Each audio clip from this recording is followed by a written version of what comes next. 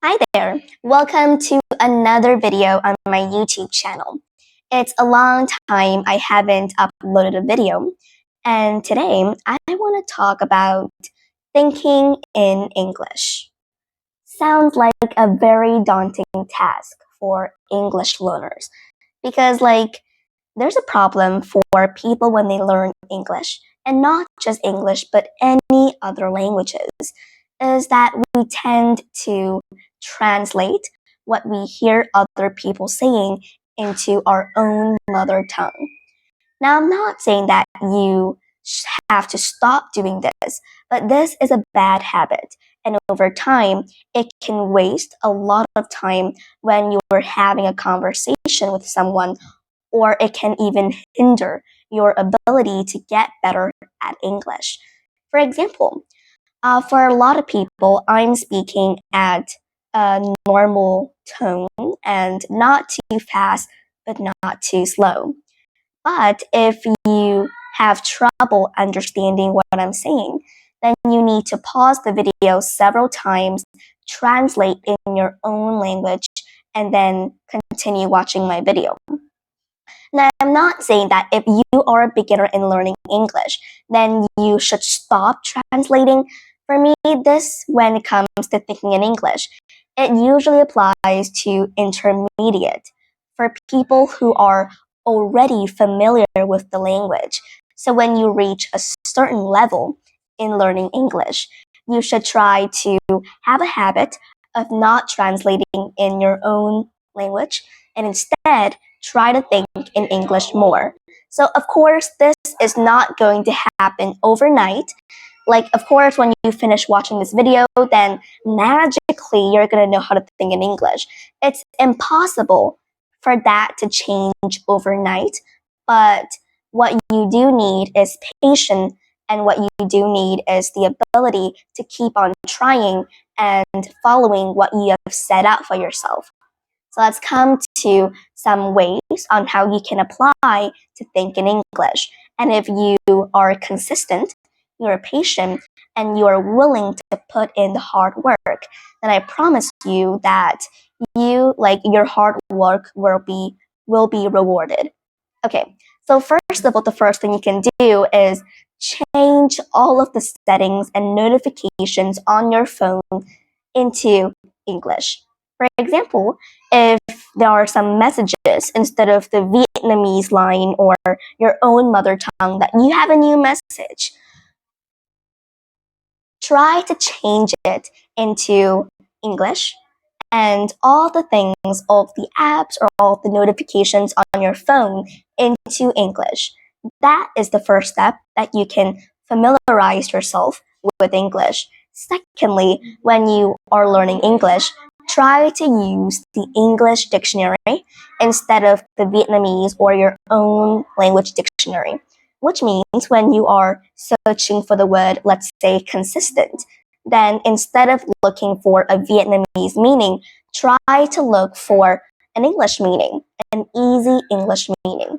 For example, consistent means that you keep on trying and never give up. So by that way, you can actually immerse yourself in the language and understand that word more. Since you are already an intermediate, you have reached a certain level in English. If you are just a beginner, then I don't think that these tips apply to you. But when you have reached a certain level in your English learning journey, then it will be very beneficial for you to start using a dictionary that has an English meanings for words. Secondly, try to immerse yourself in English whenever possible, which means listening practice. You have to read extensively and write regularly. How do you listen? For example, if you're doing the housework, then just open some English videos and just listen to them. Sometimes you don't have to understand the content 100%, but if you do this consistently and if you are patient with this, then over time, your mind and your brain will start to absorb in the vocabularies and the grammatical structures in those English videos, and you'll understand it more. So remember to listen anywhere, everywhere you go. For example, if you're waiting for the bus, open a music video in English.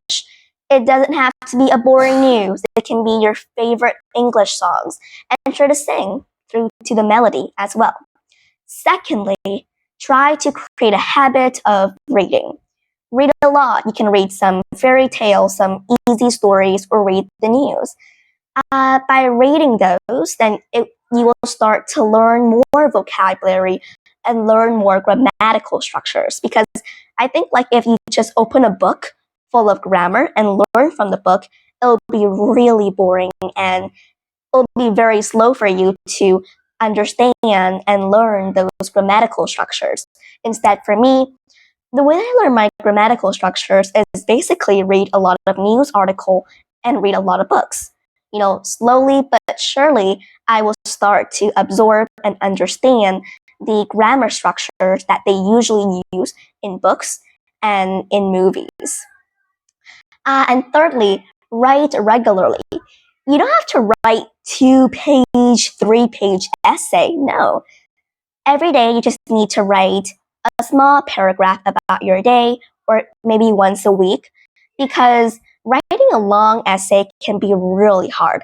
So to get familiar with writing, you should try to write short paragraph, a few sentences each day to help you get familiar with writing and kind of like understand and apply the grammatical structures and vocabulary you just learned from listening and from your books.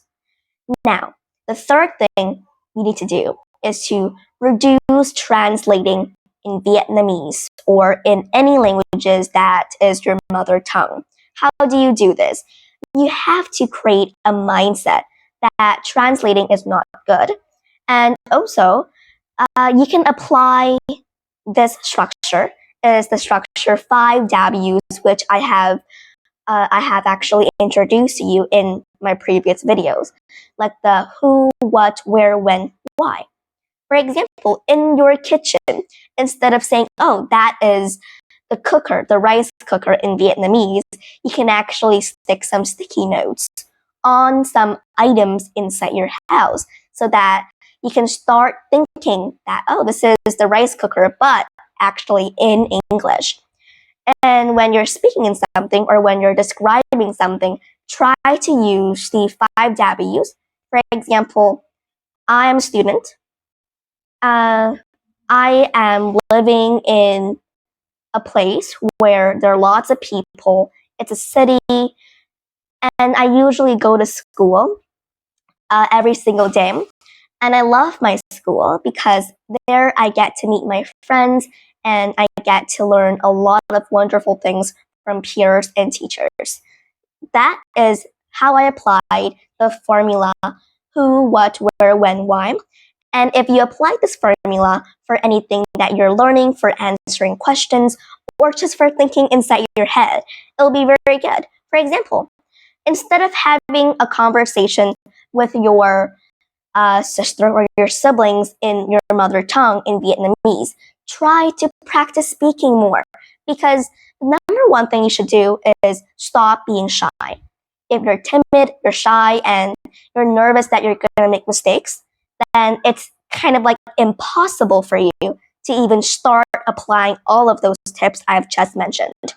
So make sure that you're not shy and you're willing to put in the hard work. So yes, let's review all of those tips I've just mentioned. Number 1 is make sure you use an English dictionary. Number 2, immerse yourself in English by listening a lot, reading a lot, and practice writing some small paragraphs. Number 3 is you can reduce translating in Vietnamese by setting the notifications on your phone in English and try to think in English all of the items. For example, this is a notebook instead of thinking in Vietnamese a notebook. Or this is a pen. So try to create a mindset that you have to think in English, and in that way, your English learning journey will be much easier. So I'll see you in the next episode. Bye.